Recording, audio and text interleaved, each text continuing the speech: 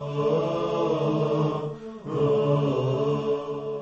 Prophet ﷺ have informed us that we should not obey no one on the account of disobeying Allah subhanahu wa ta'ala.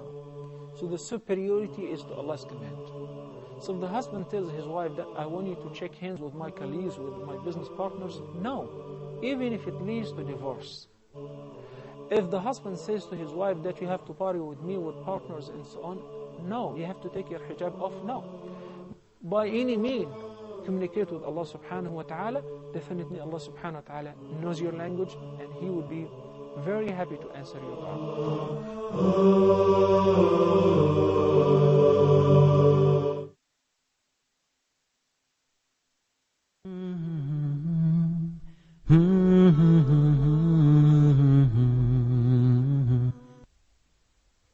Assalamu alaikum and welcome back.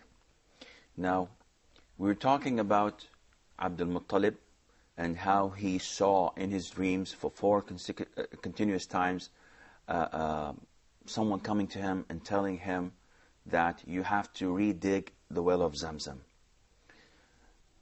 Abdul Muttalib went to the area that he saw in his dreams.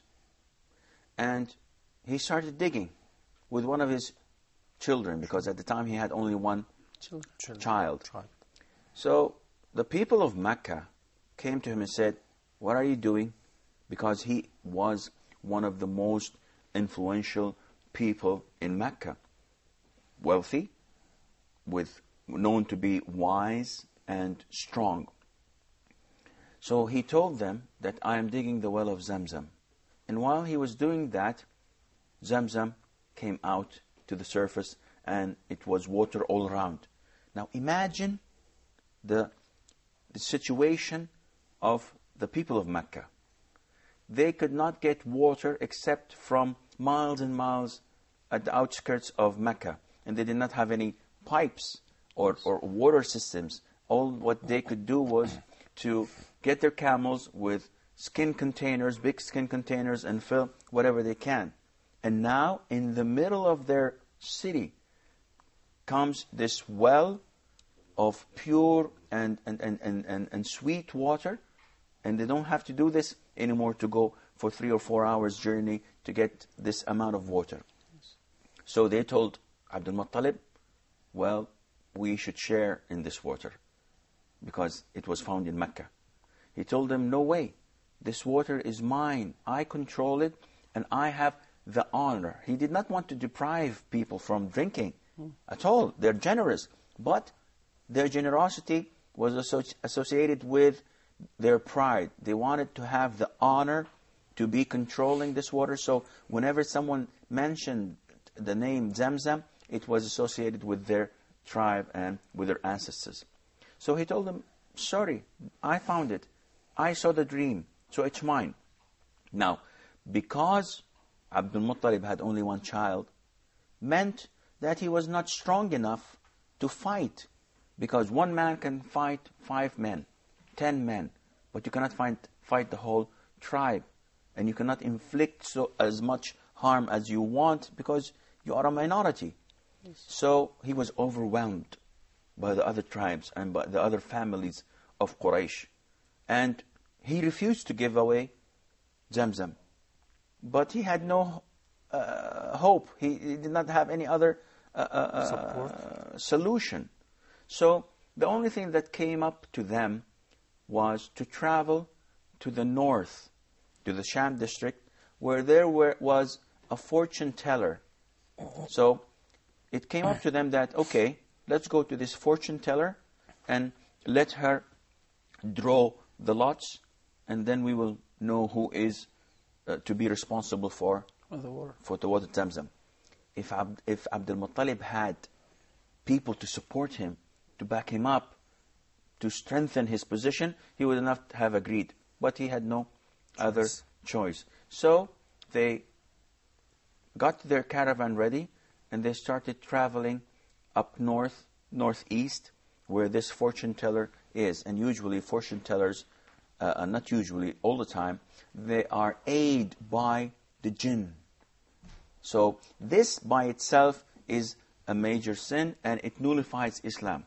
When you seek the support of the unseen, of the jinn, and you would like to know the future, and no one knows the future except Allah Azza wa Jal. But this was one of their wrong practices, that they thought by going to the jinn, by going to fortune tellers, that they can determine their destiny. Yeah. And then there is magic. Magic is a different thing. See, using magic is to change and alter things. And magic in the sense of diluting people and giving them illusions and delusions. But it is not transforming sand into gold. There is nothing of this sort. It is not transforming a human being to an animal. No, this cannot be. But magic, by the aid of jinn, is to transform people from one area to the other in the speed of light, to be able to bring something to you from faraway places, and you think that they have given it to you. This by itself nullifies Islam. But Abdul Muttalib and those who were with him thought that this is the only way to determine their destiny. And this was very spread in the Arabs at the time before Islam. Before anyone traveled, they used to go to these fortune tellers or priests and tell them to make a choice for them. Should I go or should I stay? And they start doing this drawing of lots to know whether to travel or not, whether to associate with so and so in business or not, whether to get married or not. They never had the decision made. They were relying 100% on their idols. And this is why it was needed for them to start in the belief of Allah and then in their monotheism. So they set off and they went to that fortune teller. In the middle of the way, it was desert. In the middle of the way, Abdul Muttalib and his tribesmen who were with him, his cousins and so on, and his child, were stranded. They ran out of water. So they felt really thirsty. So they went to the other tribes, the other families that were with them in this caravan, and sought their assistance. They told them, give us some water. And the other family said, listen, if we give you some of the water we have, few hours down the road, we're going to be stranded and we're going to be thirsty and die. No, we cannot. And they prevented them from getting the water. After a while, they were so exhausted. Abdul Muttalib and those who were with him thought that this is the end. So they just sat down for a while, and then Abdul Muttalib said, why sit down? Be brave and proud of yourselves. Dig your own graves. So the minute you feel that you're going to die out of thirst, just ditch yourself in that grave, and others will bury you until the last one, and then someone will bury him. Have dignity and die with pride and honor. So they did so. With the thirst and they were so tired, they dug their own graves. And they sat there waiting for death. And then Abdul Muttalib, it came back to him and said, why are we sitting? Let us ride and maybe we'll find something down the way instead of sitting helplessly like people without any cause or reason to live. And the minute he got on his camel, and the camel left his foot, to their surprise, water sprang in the middle of nowhere, in the middle of the desert. The minute the other families saw this, they knew that this is something from Allah. So they said, Abdul Muttalib, there's no reason for us to continue our journey because we know that you are the chosen one. And of course, Abdul Muttalib did not deprive them from this water. He filled, and those who were with him, they filled their water containers, and he allowed the other families to fill the same from that well that Allah Azza wa Jalla has given. So this by itself was an indication from Allah. It was a great event that the offsprings of the Abdul Muttalib will have an important role in the life of the people of Mecca. Now remember that Abdul Muttalib had only one child at the time. And after Zamzam was awarded back to him, he made an oath on himself to Allah Azza wa Jal that if ever he would to have 10 of his offsprings, 10 strong men of his children, then he will slaughter one of them as sacrifice to Allah. Now, this by itself is very strange and weird. Is this applicable or acceptable in Islam? No. It is not. Oath or nadhr, when you want something to happen and you say that, okay, it's an oath from me to Allah Azza wa Jal. If this thing were to happen, I will do this and that. This itself is not allowed, and it's highly unrecommendable.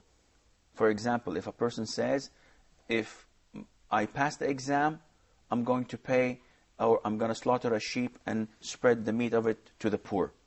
This is not recommendable. If someone says, if Allah Almighty cures my child from its illness, I will fast 2 days. This is not recommendable, simply because it is like bargaining with Allah. And this is considered to be money taken away from a stingy person. Because otherwise, if you did not have this thing you're calling or you're asking from Allah Azza wa Jal, you would not have paid or you would not have fasted these days. So this by itself in Islam, it's not recommendable. But once you make this oath, then you have to fulfill it. You have to do it. So if you say, if Allah Azza wa Jal cures my child, I will fast 2 days, and Allah Azza wa Jal cured your child, then you must, it's a must, it becomes mandatory that you fast these 2 days. Providing that you did not give or make an oath on something that is forbidden. For example, if someone says, if Allah Azza wa Jal makes me pass the exam, I will buy beer to all those I know, beer with alcohol, or I'll buy them drinks, it's on the house. It's or forbidden. yeah, if I get a child, I'm going to spread Cuban cigars to all those I know because I'm a happy man. This is completely forbidden. And if you do this, you may not do it, you may not fulfill your oath. So Abdul Muttalib, because he felt how weak he was on his own, he made this oath. And the oath was, if Allah were to give me 10 strong men as my sons, I will sacrifice one of them. I'm afraid that this is all the time we have for today's program, but inshallah, I promise you that by next time we meet, I will tell you whether Abdul Muttalib had sacrificed one of his sons or he did not. And until then, fi amanillah, wassalamu alaikum wa rahmatullahi wa barakatuh.